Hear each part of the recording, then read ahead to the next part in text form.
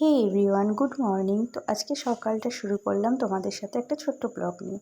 তো চা দিয়েই শুরু করলাম। আর তারপর দেখো সকালবেলায় সমস্ত কাজকর্ম সেরে আমি চলে গেলাম ছেলেকে নিয়ে আসতে স্কুল থেকে।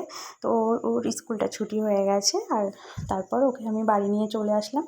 আর দেখো রান্না করতে করতে হঠাৎ দেখলাম আবার মুষলধারায় বৃষ্টি চলে আসলো। তো সেটাও একটু তোমাদের সাথে শেয়ার করে নিলাম। আজকে রান্না হয়েছে শুক্তো আর একটু কাতলা মাছের ঝোল।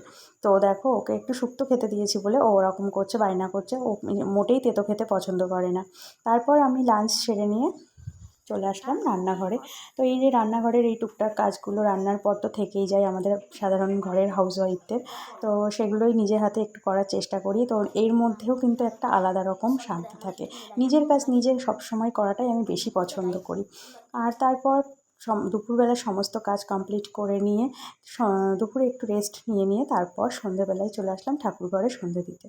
তো সন্ধ্যে টন্ধে দিয়ে নিয়ে এই দেখো গোপু সোনাকে তারপর একটু সন্ধ্যা দেখিয়ে সেবার দিয়ে নিয়ে তারপর ওকে শয়ন দিয়ে। তো এই ছিল সারাদিনের টুকিটাকি কাজ, তোমাদের সাথে একটু শেয়ার করলাম। ভালো লাগলে অবশ্যই পাশে থেকো।